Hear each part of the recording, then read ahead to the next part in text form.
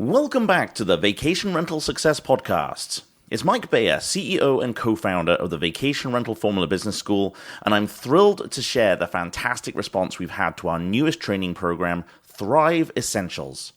Launched in October of 2024, Thrive Essentials is designed to be the ultimate onboarding tool for vacation rental property management teams. It's perfect for quickly bringing new hires up to speed, cutting down on training time, and ensuring they have the essential knowledge to thrive in their new role. With Thrive Essentials, your team members gain the foundational skills they need to be effective contributors faster, building confidence, loyalty, and job satisfaction right from the start.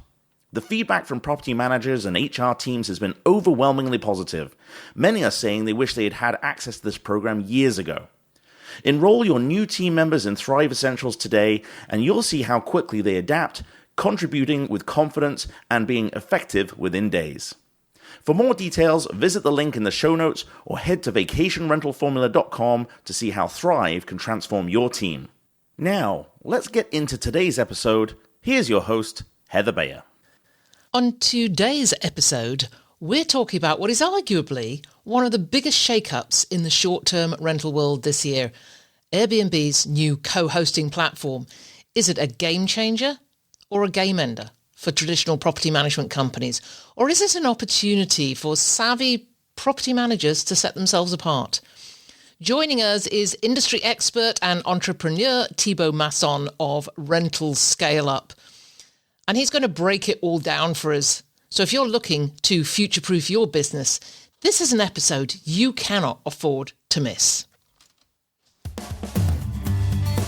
This is the Vacation Rental Success Podcast, keeping you up to date with news, views, information and resources on this rapidly changing short-term rental business.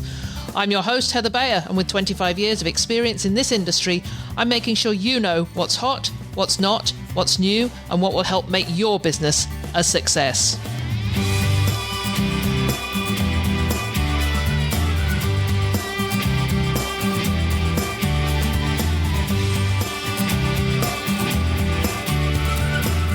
Well, hello and welcome to another episode of the Vacation Rental Success Podcast. This is your host, Heather Bayer, and as ever, I am super delighted to be back with you once again. And today, I'm super happy to welcome a guest who's no stranger to this podcast. He's a seasoned short-term rental entrepreneur, an expert on industry trends, and a thought leader when it comes to helping property managers stay ahead of the curve. Thibault Masson has been sharing his insights into this industry since before this podcast started in 2013 through his Rentalpreneurs blog, which later evolved into Rental Scale Up, which I hope you have coming into your inbox regularly. I'll make sure there is a link in the show notes to that because it's one of the best industry newsletters to subscribe to. His hands-on experience as a vacation rental owner and a remote host in Bali and St. Barts, combined with his roles in industry leadership, he served as global head of product marketing at PriceLabs currently and was once global program manager at Booking.com, so has a lot of experience. And this just highlights his extensive involvement in our industry. In this episode, we'll be exploring a game-changing development in the vacation rental business, Airbnb's new co-hosting platform. And I have to admit, I really don't understand how this all works, but I do see that there are some significant changes on the horizon because Airbnb is positioning this tool as a way to connect homeowners with co-hosts who can manage their properties. Not something new, but the way they're doing it and the way they're promoting it is pretty new to us. So what does this mean for the traditional property management companies who have long been the backbone of this industry? Is it an opportunity to innovate or a threat that could disrupt the market as we know it? In this interview, we talk about the ins and outs of this platform, the challenges, the opportunities, and everything it presents to property managers, and also how it fits into broader trends like the push for direct bookings and OTA independence. Thibault brings a wealth of experience and a really sharp analytical lens to this topic. And I ask him to unpack what Airbnb's move means, not just for the big players, but for individual operators, homeowners, and the future of short-term rental management. So whether you're curious about how to stay competitive in this changing landscape, or you're looking for strategies to grow your own business, you're going to get a lot out of this episode.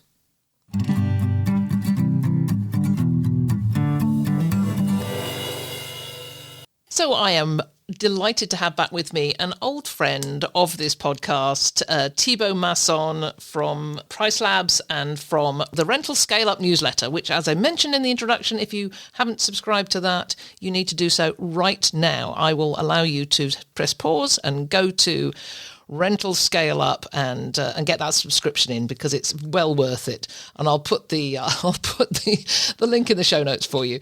Thibault, welcome. Thank you so much for coming back and joining me again. Heather, such a pleasure to be here to talk with you and also to be with the Vacation Rental Success audience. It's been a while, and then that's fantastic. I mean, it's the longest running vacation rental podcasts, I think, in the world, probably, right? And it's fantastic to see it go and adapt to new topics, new things. So congratulations on that. Oh, well, thank you. And you joined me right at the very beginning. I think that was in 2014. You were part of one of the first tranche of episodes. So, back over 10 years ago since we first recorded together. So it's just so nice to have this relationship that's kept going over the years and to see where you've gone with your career in this lovely, lovely business. So did you sell your property in Bali? Oh, that's a good question. Yes, I did. So after more than 10 years, we sold the one in Bali. It's been tricky, but with two little kids in Europe now, I'm less of a nomad as I used to be. As much you want to fancy yourself as a digital nomad at some point, with two kids, it's kind of hard to be traveling. What we did as well, we also sold one of the properties in St. Barts, where I lived for quite a while. And now we are getting one in Venice, Italy. So Wow. Yeah. So what's it like in Venice for short-term rentals? What's the feeling in the city? It's a good one. So I think just like any market. So let me contrast that with St. Barts. St. Barts is an island that lives from tourism, just like Venice in a way, right? But it's an island where 70% of people come and stay in a villa. Mm-hmm. Here in Venice, a lot of people come and stay in hotels, right? The hotel lobby is very strong in Venice. And what's happened recently, where they just banned new short-term rentals. So you can't get a license. Lucky enough, because I've been in the industry for a while, what I did immediately as soon as we thought about going to that market, I contacted the local short-term rental association, always been in contact with them. And I knew it was coming. So as soon as I could, I'd fill in the form to get my license. Mm-hmm. Even before we bought the house, the same day we walked to get fill in papers, said that we need a license now. Regulations are coming for each and every market. So really, really, if you don't know your market really well, if you're alone, just go to your short-term rental, vacation rental association. It's so important. That is a great piece of advice. So today we're going to talk about co-hosting and Airbnb's co-host network. So I have alluded to this a couple of times in podcasts. I spoke to Richard Vorton a while back about this, but you've been posting a couple of times about the co-host network and the new co-host network. And I know co-hosting has been going on for a long time, and I understand there are people who are really confused about, well, what's different? What is different about this? How is it different from traditional property management models now? And really, in this talk, I want to explore the opportunities and maybe some challenges to the property management world. So let's start with, can you just sort of explain what it is and its main features? Sure. So in many markets in the world now, Canada, US, France, UK, for example, Australia as well, I think, there's this new service available called the co-host network, that Airbnb launched. Actually, it's been around for 3 years in France, for example. My being French, I've been looking at this for a while. So let's describe what it does for a moment. So basically, if I'm a host on Airbnb, I can go to that page and I can enter an address for a listing and find local co-hosts, so other hosts basically, who have raised their hands, fill in the form and say, yes, I want to be a co-host, right? And they can do things. I think there's 9 types of services they can do for me, which go from check-in, cleaning, optimizing my listing. So they can do one of these things or all of these things. So let's say, which was sort of like, basic service somebody could do in the past for you. VA could do optimizing your listing, to the full property management thing, which is like, marketing for you, answering the questions from the guests and welcoming people and making sure your property is clean for the next guest, right? So it's very important. So you go to this website again, so you enter your address and you're shown a list of co-hosts. And as I said, depending on the services you want, Airbnb is going to rank them and show them the one that match what you need.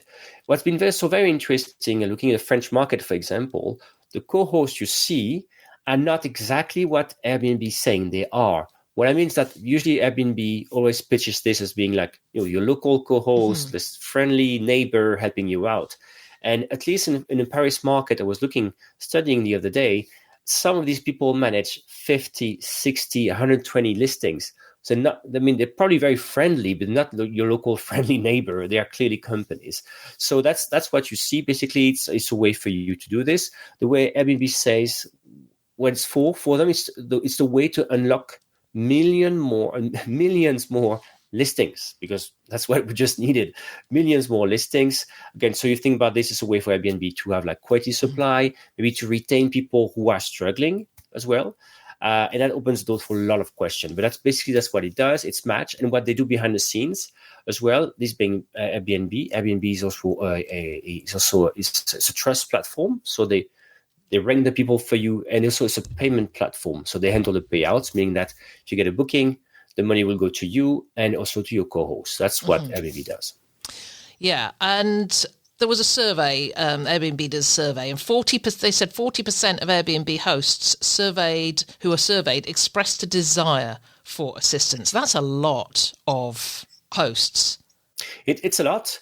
And it's also, again, that's what's also very interesting where the Airbnb is to think volume versus things. So Airbnb will always tell you that 90% of the hosts have like one listing, right? Mm-hmm. But that does not mean that most of the business is not done by professionals, or like a big chunk of the business done by professionals who manage hundreds of listings, right?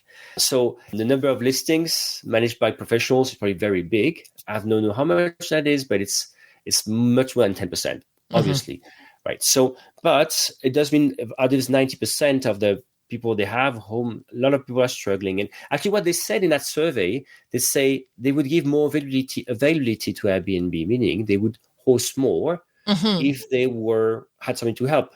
Because in that number of people, you have people who are occasional hosts. That's very important for us when we're professionals to think what we're talking about here. Probably in a survey, you have people who maybe welcome guests a few times a year, and they say, yes, if I'd have somebody helping me with the cleaning or giving the keys, I could do it a bit more. But otherwise, it's everything. Every time it's me or my sister-in-law who have to arrange everything, it's kind of complicated. So, but it does point out to a need for this. And again, it's not the first time Airbnb has been trying to help out hosts who are struggling, right? They had a program already in the past with ambassadors who basically you arrived on the platform, you wanted to start listing, you know what to do, and Airbnb could match you with an ambassador who would help you with their listing. And Airbnb would give you $400, $500 just to help that listing go live, because that's so much work that that's Airbnb. Airbnb is saving a lot of money by this in not answering your questions, especially if you're a small host, right? So it's better to give somebody else $500 and hire people to answer the questions for people who are just starting out. So that's really going further, as you can see. It's not just starting out and listing a property; it goes all the way to full property management service. So I remember when I was running my property management company that, and particularly after about 2016 or so, when it began to really filter out into our rural Ontario area, that we began to find acquiring new owners was becoming marginally more challenging because they had more options. So I would talk to an owner who said, well, I've got the option here to pay you 20% commission, or just to pay a very small amount to Airbnb to do it myself. So I think I'm going to do it myself. And we would say, well, that's absolutely fine. If you want any help, I'll look at your listing. And this is the way, this was our practice, this is the way we did it. We'll help you out. Nice. And check your listing, make sure you've got everything there. And what that did was create that trust and loyalty. So eventually they came back to us, usually within about 4 or 5 months, because they found, this was really hard work. So we got them after they'd been doing it themselves, and then realizing that time is actually money, and it was much more time effective for them to hand it over to us and just step back and let us do that. And we did that for several years until the whole co-hosting thing started, and more people became into our property management network who were simply co-hosting. And that's when the competition really began to heat up. So what can you say about these challenges? Because these are big challenges now for traditional property managers who are looking to acquire new properties, because now they're not just having to go up against an independent host having to do it themselves. They're going up against the independent host doing it themselves and the co-host. So let's talk about these challenges. Is it a major challenge, or is it something that traditional property managers can overcome? So I love your example, right? Because it talks about people who wanted. It's exactly who people Airbnb is saying this is for, right? Mm-hmm. They've been on the platform for a while now. They're struggling. They're about to leave, right? And Airbnb wants to increase their supply. So if people are leaving, that's not helping them increase their supply. So that's a very good point. So it does mean, in a way, again, you can list if you're a property management company, you can list yourself as a co-host and find new leads. So it's a great way for free to find leads. The catch is in Canada and US, for example, your profile cannot be under your company name. It has to be, you have to be Jane Doe, John Doe, right? They really want you to look like you're a person, even if you manage 100 listings. It's a bit weird, but that's, on that feeling. So the thing is, it's a way for you to get leads, but the billboard effect by which you could also advertise the name of your company and people think, I'm going to find you directly, is less obvious, but doesn't matter so much. But it's not the same case in the EU. If you're listening to this from the EU, by law in the EU, users have to know whether they're talking to a business or an individual. So if you're a business, you must put your name out there. So it's a bit defeating the purpose of Airbnb on that, but that doesn't matter so much. So it's a source of leads in a way. One issue is, what kind of leads are you getting? I've heard from some co-hosts that the leads you're getting are not always the best. What I meant to say is that, in your case, Heather, you used to know these people, so you kind of you had pre-selected them, you were interested.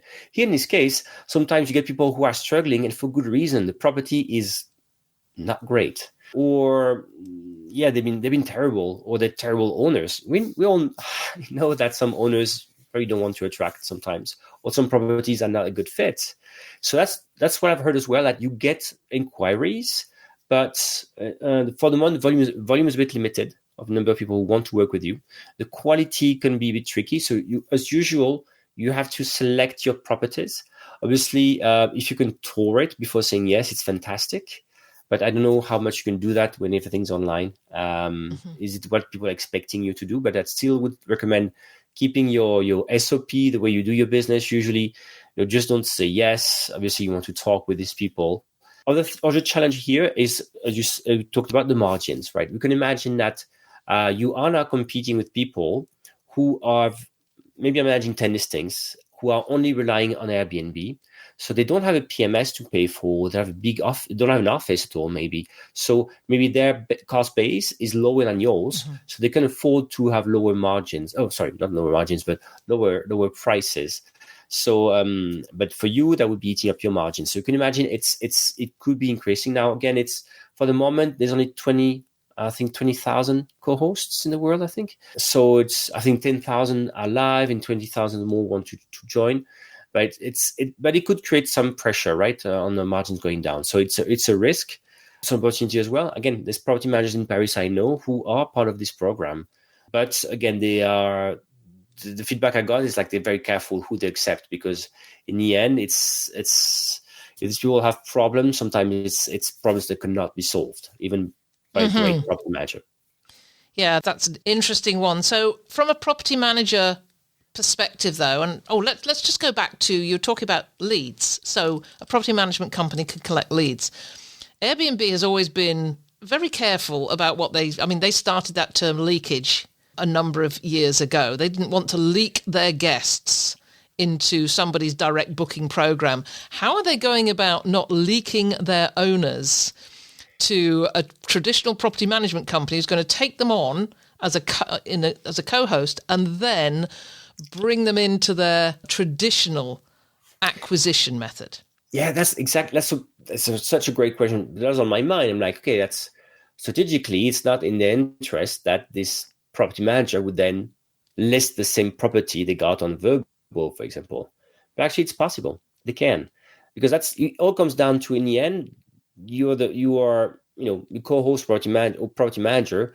You have these people, and these people want bookings, and you have to find demand as much as you can. And sometimes, and so Airbnb does let you also handle that and list this property if you want on your PMS and then onto to other channels. So that's interesting. I think probably Airbnb's thing is better to have at least part of this availability, part of this listings nights than nothing. That's very interesting. But as well, that's how we think about the world as vacation rental companies. Now, we also have to remember that for a lot of people, Airbnb is the world, is the only thing, the only game in town, right? I think we kind of talked about this before this call, but it's the only game in town. The same thing for a lot of entrepreneurs. Airbnb had been this amazing engine has created entrepreneurs, right? People as becoming hosts with their own place, suddenly became entrepreneurs, and as well, a lot of modern day short-term rental companies were born out of Airbnb, right? But people starting to co-host themselves, right? Just Airbnb is doing this framework. But before the playbook was more like, I'm starting this on Airbnb and I got 10 listings, I'm getting a bit overwhelmed. I need a PMS maybe to solve some issues, and I'm going to use other platforms. Here, Airbnb in a way has been making things sure that if, for example, you have 10 listings, you managing co-hosting, I call this now, managing co-hosting 10 listings, you can actually stay on the Airbnb platform provided there's enough demand in your market, right? Because now, you have the Teams feature to manage the cleaners.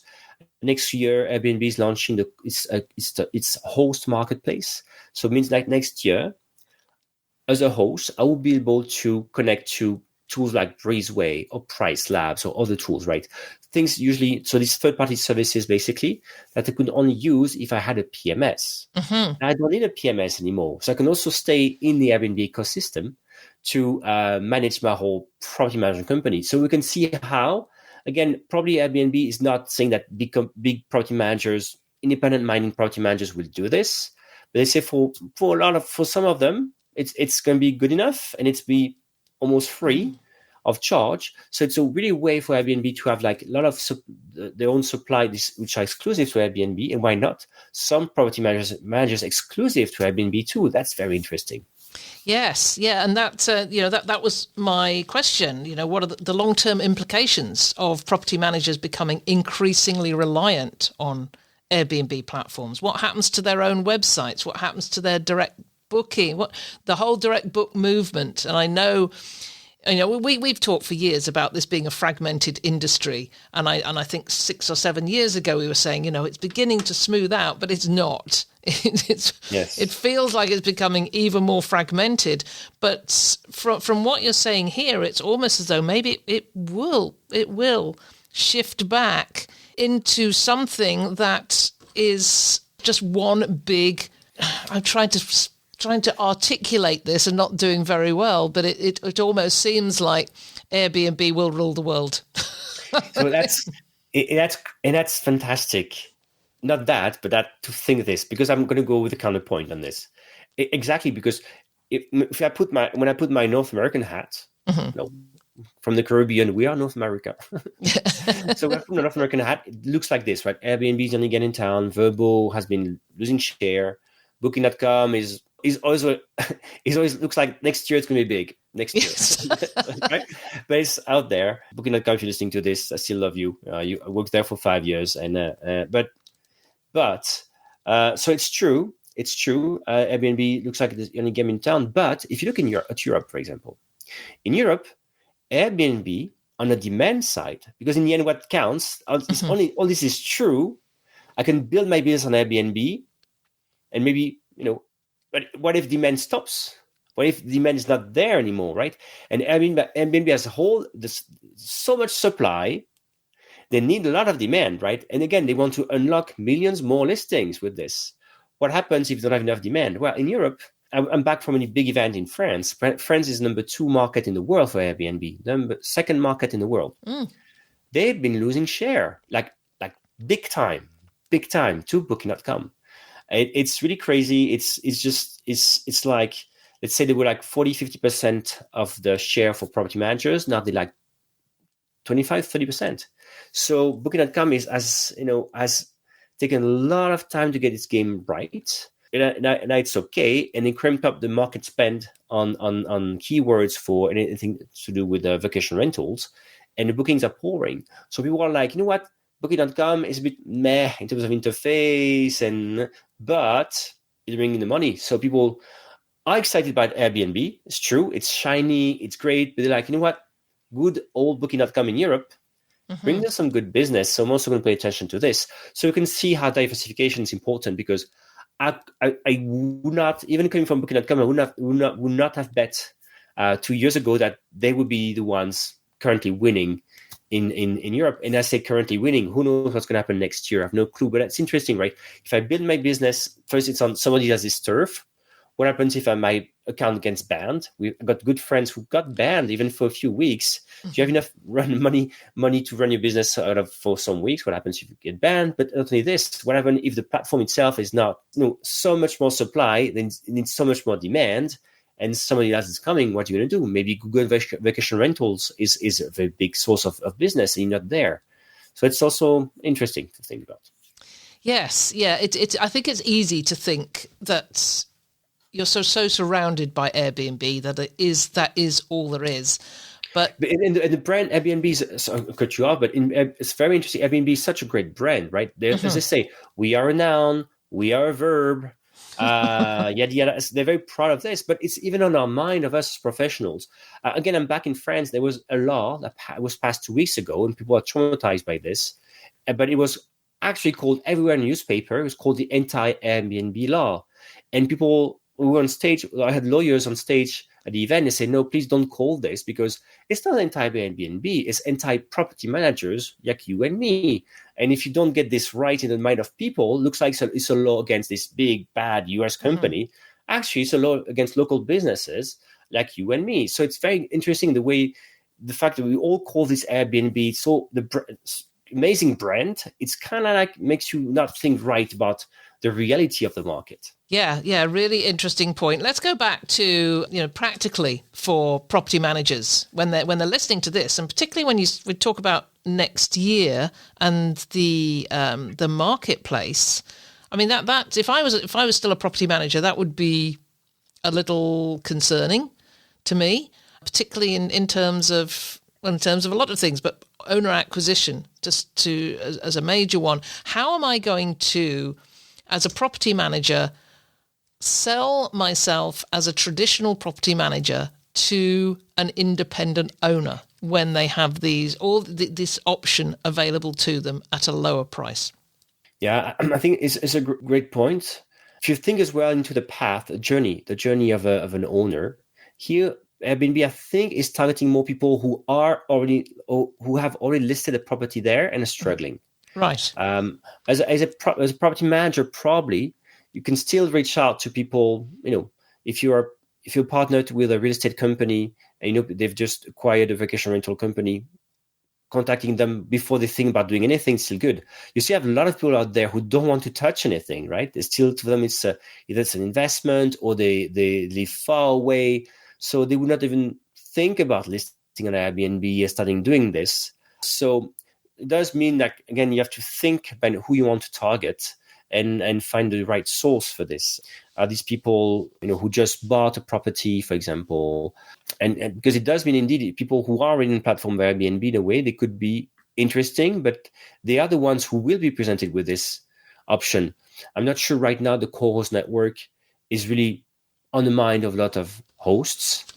Probably will be, but just to think about this, it's just, again, Airbnb is big, but it's not the only game in town. And even for a lot of people, owners, let's say, starting out, they probably know they want to make money with Airbnb, but they probably still want professionals to help out, do the check-in or cleaning and the rest. So there's this big local presence that, as usual, right here, if you are locally trusted, and I think probably with Heather, people, I think you do great trainings. You probably teach them that, but that's the key to success as well, right? All this still works in the end, because you still want, for luxury properties, for example, or very big properties, they probably want to meet you. They not just find you online. It's not Tinder, I think, for them. They really want to go a bit further and want to know about your professional record. And so anyway, just to say, it's there. It definitely can create some pressure on the margins, but it does not mean that you can differentiate yourself. You still have to create trust, have a good record of service. If you're starting out, then indeed you need to have the best practices from the beginning, or at least inspire trust, right? And things such as being able to talk to owners and explain, having data is important, right? Be able to explain that in certain market, for example, what's the actual share of Airbnb versus verbal versus direct booking. That's always interesting, because you look like you can explain that it's not just about Airbnb, everything you can do as well. That's I think that's very important. And again, the fact maybe you're an established company that will hopefully not disappear next year, right? Next summer when the booking's actually coming, and as an owner you end up with no one to turn to. Again, that's still important for a lot of people. This trust factor you can inspire by not just being a profile on Airbnb. You made such a great point. And we were talking about this before we started recording. We were talking about AI and saying it's when you're immersed in AI and you're trying out lots of different platforms, you get the feeling that everybody knows about this. And then you go out and talk to people who say, no, I've never tried ChatGPT. What's that about? And in my head, I'm thinking, have you had your head under a rock for a while? But this is exactly the same that you were just saying, that people bought a property coming into this for the first time. They perhaps heard of Airbnb, but they don't understand that, they're not in it like we are talking in these terms. They probably have never heard of a co-host or a co-hosting network. And if you can get in there right at that very start to tell them from your perspective as a property manager what this business is about, and that it is about more than Airbnb. I remember 2019 seems like a decade ago. And I was thinking back to the, what was it called? Host 2019 in London. You were there, weren't you? I think I was. Yes, yeah. It just seems like forever ago. But I did a presentation, one of the opening presentations there, on don't put all your eggs in one basket. And I think that is still such a good message to go out with, to talk to owners with. Just becoming an Airbnb, going with an Airbnb co-host means you are putting all your eggs in one basket. And if something should happen, as you've said, that puts people in a difficult situation. So that really got to me when you said that. And I wrote down the AI immersion problem. And it's also the Airbnb immersion problem. When you're immersed in it, you forget that people outside the industry don't have that same perspective as we do. So it is possible to go out and change minds before minds have already been set. Correct. Exactly. So you have to come early into their journey. If they're already listed and struggling in Airbnb, maybe it's a bit late. I'm not saying that's bad, but it's just like there's other people who are not there yet. And indeed, you can catch them as soon as they buy property, for example. And you also mentioned trust. It's something that we talk about a lot on this podcast. I mean, Chris Morn has probably been on here as many times as you have, Thibault, talking about trust. We'll be kicking off what we call our Stir Crazy month, which is in February soon, where we talk about the real foundations of this business: safety, sustainability, trust, insurance, and regulations. And Chris will be joining us for a complete week to talk about trust and things like, if you're going to have a direct book website, then make sure that it is trustworthy, that people go to it and they feel comfortable with putting their credit card in. That is the bottom line. Correct. And it's, if I, also, obviously I work at PriceLabs, which is a dynamic pricing revenue management company. And as we talked about with one of the co-founders, in the end, we also sell trust, because people have to trust you. We talk about AI algorithms, but people have to trust that these things the input will be great pricing for that property, because it's their revenues we're talking about, right? So in the end, it's in any kind of business. In the end, we are in the business of selling trust, and then you have to deliver on it. But it's really, really important to remember that. And it's again, for a lot of people, a vacation rental is a lot of money. It's their investment, and they probably want to know, as usual, right? The guest will be happy and my property will not be destroyed and I will get enough money to pay back my mortgage, for example. All this is still true. And again, I'm not saying co-hosts can't do this. And again, you can list yourself as a property manager out there, but just to say all these questions are still true in the mind, right? So probably if you're on a platform, every platform is a co-host, having templates ready to answer questions that already convey trust is important. And that trust you're going to convey, people will only be able to check that maybe against what you say on your own website at some point, right? How can I trust what you're saying to me in this email message on Airbnb? Probably they're going to Google you to find you. So you still need your website out there with these trust signals to link back to what you said about having your direct booking website. Very important, because it's supporting even your lead conquest effort on Airbnb, if I may say so. So let's close out this discussion by talking about direct booking, because that is still a movement, and I sort of go backwards and forwards on whether this is a powerful movement or whether it's growing or in decline. What are your thoughts on where we go with direct booking? All right. If you look at the travel industry, direct booking is winning. No, it's increasing, right? If you look at flights, hotels, all these especially in the US, for example, the airline companies, the hotel chains, for example, have increased the share of bookings that come from their direct channels. It's increased. The only category in travel where it's not the same, where direct bookings are going down, is vacation rentals. Why? Well, there's a few things to think. It's kind of obvious, right? Our market is very differently structured, right?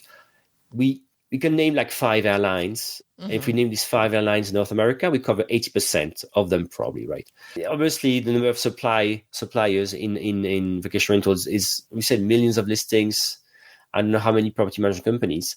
So it does mean that having a marketplace, that's what Airbnb or Vrbo is, a place where all this supply assembled helps me as a guest, as a consumer, as a traveler, right? So there's value in bringing this together, and it's obviously then harder to stand out as with your own direct website by but just your own brand. It's very hard to be a national brand. We've seen all the national brands in terms of property management company, a lot of them going down because it's very hard to scale nationally. So then have national brand also. Yet it's not because that's the structure of the market, but it does not mean that in local market you can't do direct bookings, if I'm being clear here. What I mean to say that I've seen a lot of people having success on people getting booking again with them for the second time. So as usual, using the big platforms, the first as a way to get known, to get people to book with them the first time, and then doing everything you can to capture their contacts, convince them, brand your apartment wherever you can, so people know with whom they stayed, because it's never said otherwise, right? You have to know that is staying with you. So please make it available somewhere where I'm staying with you, and you need to see your name out there.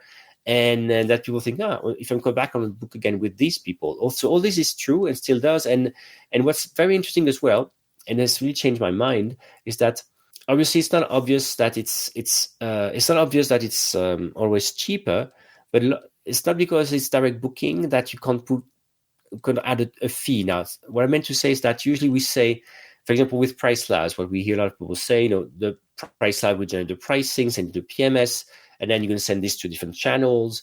And for example, on Airbnb, you're going to add 3 to 12% markup, same for booking site. And then on your direct website, just push the prices straight, and that's what you got.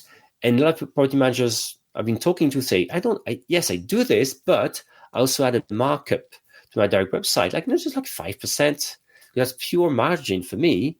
And as a property manager, that's a lot of money I can make, right? So it made me think the whole thing about direct booking being just like about being cheaper by essence. No, you don't have to be. You can take commissions. There's different ways, even because you have to pay for your own marketing team, your own marketing expense if you're going to go direct.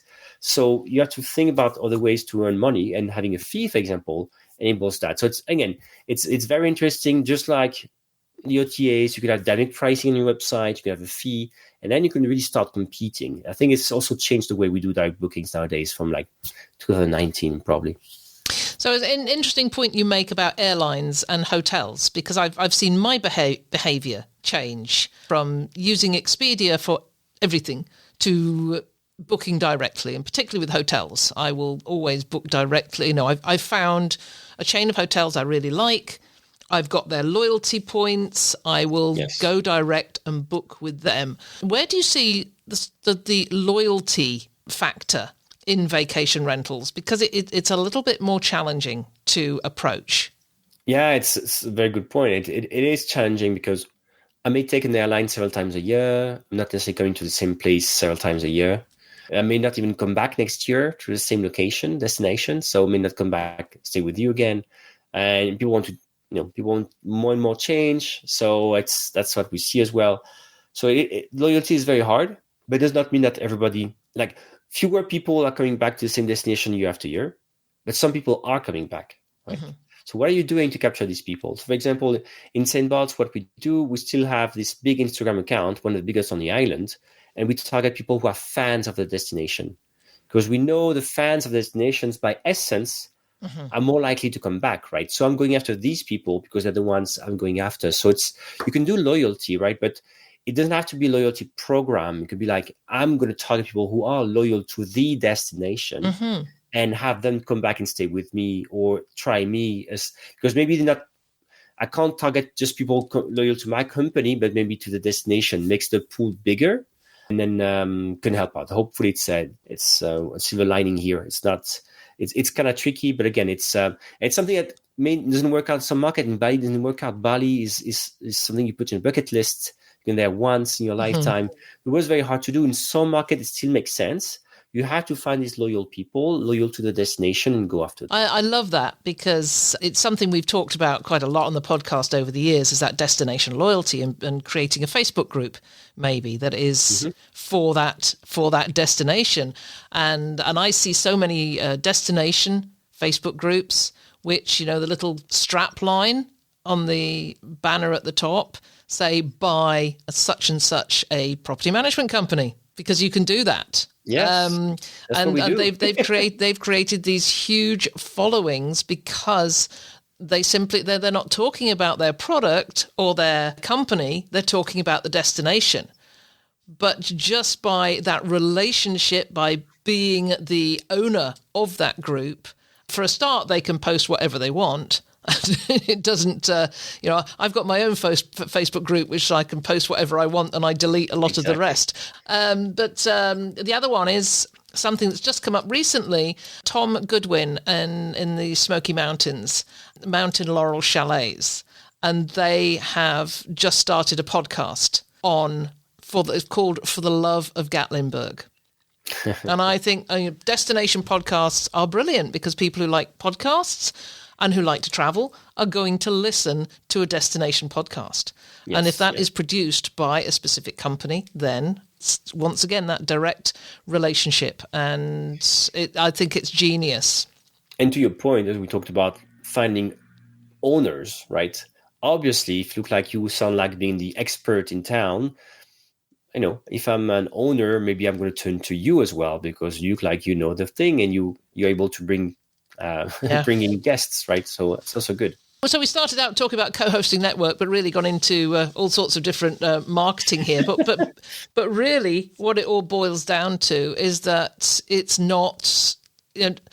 Maybe I started out thinking, "Oh gosh, this is this enormous threat." But having had this conversation, I'm thinking maybe it's not that much of a threat, providing you're willing to work at creating your own brand, trusted brand. And as I say, work at it. Yeah, and again, it makes sense for Airbnb to do this. We all get it, right? It makes sense. They want to retain people. They're struggling. It's a way to have exclusive supply. Why not exclusive property managers? It all makes sense. But Airbnb is not the whole world. So that's the good news for all of us. And that is a great quote to end on. Airbnb is not the world. Thibault, as ever, it's always such a pleasure to have you here. I follow your Rental Scale Up newsletter and really value what you and Uvika will bring to every issue. Read it thoroughly, recommend it all the time. So keep up the good work on that one. Oh, thank Heather. It's very good. I will tell Uvika because indeed there's two of us behind this, so it's very important. I'm glad we mentioned Uvika. So I'm no doubt we will talk again at hopefully face to face at a conference at some point in the next year. I'm hoping to get to a scale event in Europe at some point, and if not, maybe we'll see you in this side of the pond. So thank you so much once again for joining me. Thanks a lot, and thank you all for listening.